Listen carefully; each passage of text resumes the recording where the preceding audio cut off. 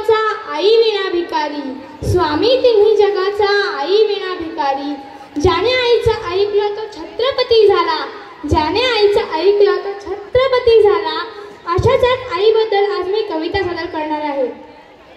आज म्हणलं स्वतःला जाब विचारावा, आज म्हणलं स्वतःला जाब विचारावा, आईसाठी आपण काय करतो याचा आढावा घ्यावा।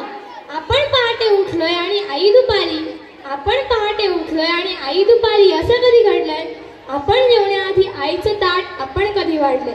बरं, तुम्ही घरी येताना आईसाठी कधी काय आणता? आपण विनाकारण कधीच काही घेऊन जात नाही।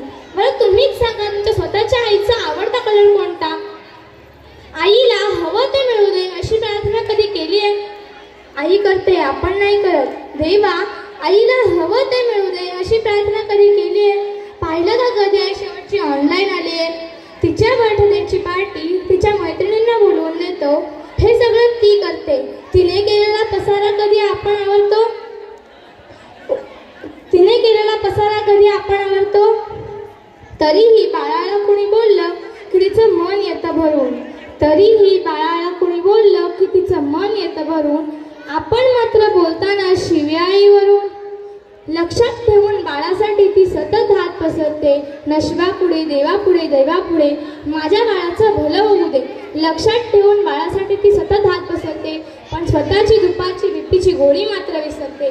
आईची आई होऊन बाळांनो कधीतरी वागानं, आईची आई होऊन बाळांनो कधीतरी वागानं, तिचा खडबडीत हात हातात घेऊन एकदा तरी बघानं। कितीही कर्तृत्व गाजवा तुम्ही, झेप कमी पडते, आपण खूप उंचावर गेलो। कितीही कर्तृत्व गाजवा तुम्ही, झेप कमी पडते, आईने कडेवर घेतल्यावरच आपली उंची वाढते। उगाच कशाला त्या अध्यात्म आणि श्रद्धेच्या गप्पा आणता, उगाच कशाला त्या अध्यात्म आणि श्रद्धेच्या गप्पा आणता। आईच्या पोटी जन्माला येता आणि देव कुठे म्हणता। आईला सतत मुलांचा ध्यास, त्यांच्या प्रेमाची धुंदी, आईला सतत मुलांचा ध्यास, त्यांच्या प्रेमाची धुंदी। बाळांनी गंमत आणली नाही तरी आई सदा आनंदी। नका करू स्पर्धा कुणाशी, नको कुणाचा हेवा, नका करू स्पर्धा कुणाशी, नको कुणाचा हेवा। जग जिंकायचंय का तुम्हाला? आईच्या पायावर डोकं ठेवा, आईच्या पायावर डोकं ठेवा। धन्यवाद।